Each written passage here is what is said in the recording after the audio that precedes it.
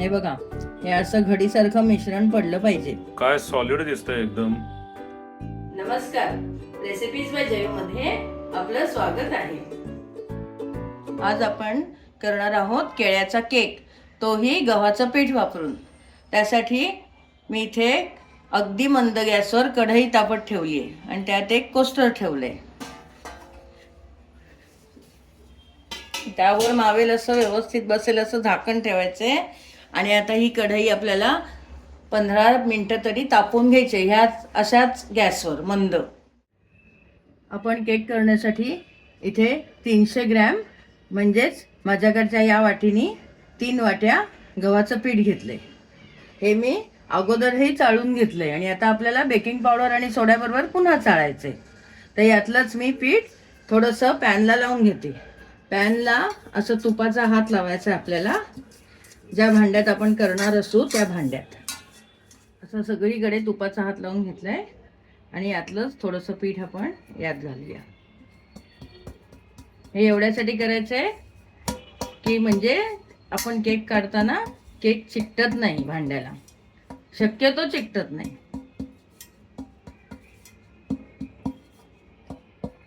यातलं उरलेलं पीठही याच्यातच काढून घेतलं. असं छान झटकून घ्यायचं आणि हा पॅन आपण आता बाजूला ठेवूया.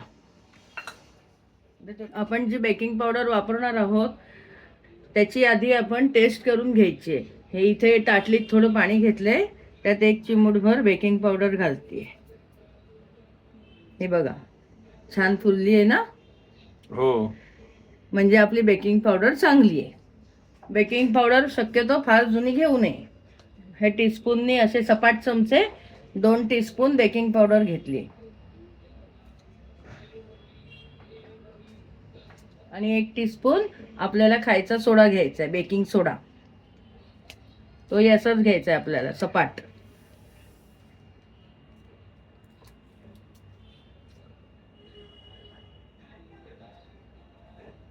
हे बघा सपाट. हा 1 टीस्पून बेकिंग सोडा.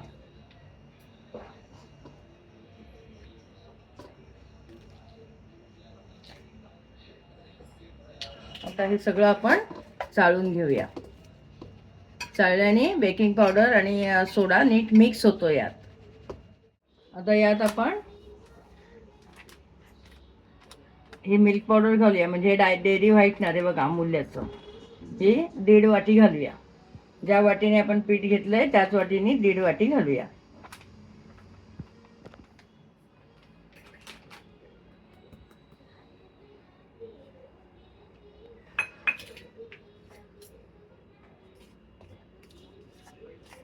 हे सगळं एकत्र करून पुन्हा एकदा हे चाळून घेऊया.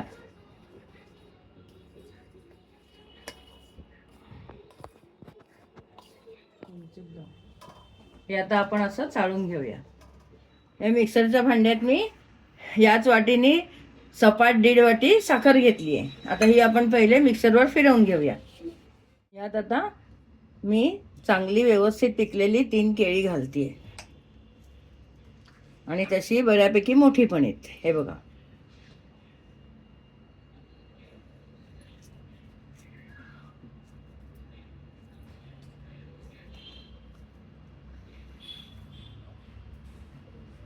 हे पुन्हा फिरवून घेऊया.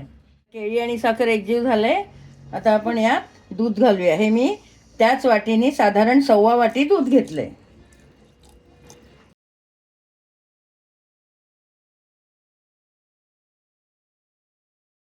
आणि यातच मी हे नॉर्मल टेम्परेचरचं बटर घालते.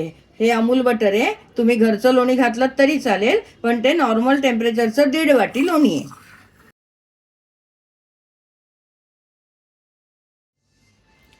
अमूल बटर थोडंसं खारट असतं, पण जर तुम्ही साधं लोणी घातलं तर यात थोडंसं पाव चमचा मीठ घाला.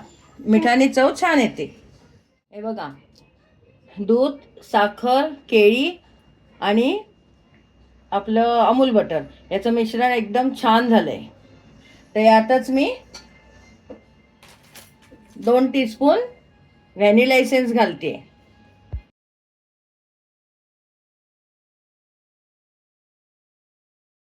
हे बघा 2 टीस्पून व्हॅनिला एसेन्स. मिश्रण आपलं तयार आहे. असं छान क्रीमी झालं पाहिजे. आता यात आपण ही कणिक थोडी थोडी घालत फेसूया, म्हणजे मिक्स करूया. यात गोळे होता कामा नाहीत.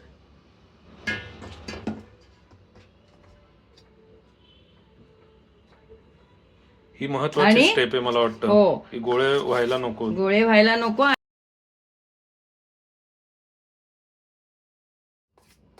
हे मिश्रण आपल्याला असं एकाच दिशेने फिरवायचंय का? हो हो.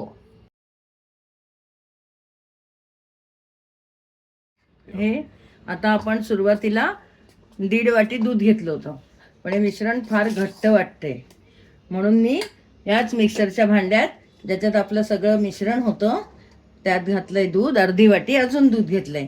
आता ते आपण ह्यात घालूया.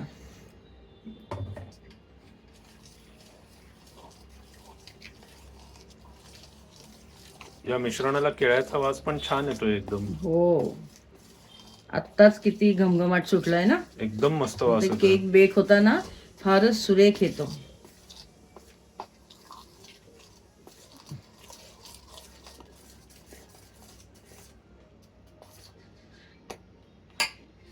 हे सगळं 1/2 वाटी दूध यात घातलंय, पुन्हा घेतलेलं. म्हणजे एकंदरीत आपण या केकसाठी, इतक्या मिश्रणासाठी 2 वाट्या दूध वापरलंय आतापर्यंत.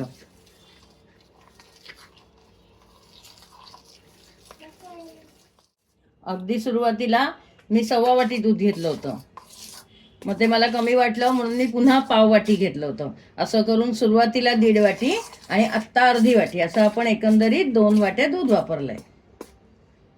हे बघा, आता आपलं मिश्रण छान झालंय. आता आपण केक त्या कढईत ठेवूया बेक होण्यासाठी. अंदाजे 25 ते 30 मिनिटं कढई आपली मंद गॅसवर तापली आहे.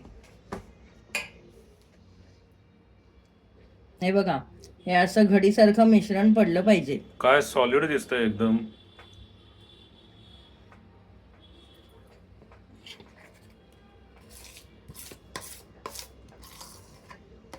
आता आपण असं थोडंसं आपटून घेऊया, म्हणजे यात बेक झाल्यावर शक्यतो बुडबुडे येत नाही. आता आपण केक कढईत ठेवून येऊया.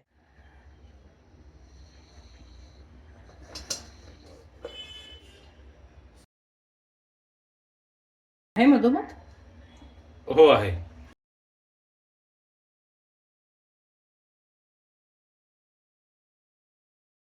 आता आपण नीट झाकून ठेवूया याच परातीने. आता किती वेळात होईल हा? आता आपण बघूया, 1 तास तर लागेलच. 45 मिनिटं तर लागतीलच. त्याच्या पुढे किती वेळ लागतो बघू. सुरुवातीला 45 मिनिटं तर आपण नाहीच बघायचं याला उघडून.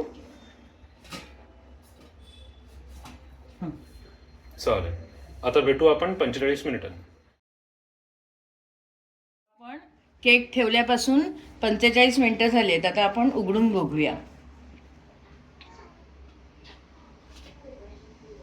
हा, फुगतोय पण अजून झाला नाही. हा, अजून व्हायला हवंय. थोडा ब्राऊन व्हायला पाहिजे ना. होय होय. आता हा अजून झाला नाहीये, तर आता आपण अजून थोडा वेळ हा केक ठेवूया. हे बघा, आपण केक भाजायला ठेवल्यापासून 1.5 तास झालाय आणि मी 45 मिनिटानंतर अधेमध्ये 1-2 वेळा तो बघितला होता. तर मला थोडासा अजून भाजायला हवा असं वाटत होतं. तर आता 1.5 तासाने आपण हा बघूया. वा, छान झालाय ना. वा, एकदम सुंदर दिसतोय. आणि सुगंध तर मगासपासून एवढा दरवळत होता. तर आता मी गॅस बंद करते. तर आता हा मी एवढा ब्राऊन होईपर्यंत ठेवला म्हणून त्याला 1.5 तास लागला. आणि कधी कधी काय होतं, गॅस प्रत्येकाची वेगवेगळी असते. तर ह्यावेळेस मला असं वाटतं की हा गॅस जरा जास्तच मंद झालाय, त्याच्यामुळे कदाचित थोडा जास्ती वेळ लागलाय. आजचा आपला केक थोडा मोठा सुद्धा आहे आणि कणकेचाही आहे, त्यामुळे कदाचित, आणि केळ्याचाही आहे, त्यामुळे कदाचित त्याला भाजण्याला एवढा वेळ लागला असेल. पण झालाय बाकी सुरेख. जर तुम्हाला एवढा ब्राऊन नको असेल तर 1 तासाभरात पण तुम्ही चेक करून बघू शकता की झालाय की नाही. आता मी यात सुरी किंवा टूथपिक घातली नाही, कारण मला नजरेनेच समजतोय की तो झालाय. तुम्हाला जर त्याची टेस्ट घ्यायची असेल तर तुम्ही टूथपिक किंवा सुरी घालून बघा. सुरी व्यवस्थित आली स्वच्छ बाहेर की मग केक झालाय. पण 45 मिनिटं पहिले उघडून बघायचंच नाही, बरोबर? हां, 45 मिनिटं तर बघायचंच नाही, कारण आपण गॅस मंद ठेवतो ना एकदम, म्हणून. आता हा केक थंड झाला की मग आपण बघूया. आपला केक थंड झालाय, आता आपण काढून घेऊया. हा बघा, आपला केक छान निघालाय भांड्यातून. एकदम मस्त दिसतोय. हो, आता आपण हा कापून बघू. हा बघ किती छान हलका झालाय ना. हा बघ. है ना? मस्त, एकदम खूपच सुंदर दिसतोय. हे बघ, सुरी बघ कशी जाते छान. हो, बघितलं एकदम भन्नाट. किती स्पंज झाला नुसता. नक्की करून बघा, अभिप्राय कळवा आणि चॅनल सबस्क्राईब करायला विसरू नका.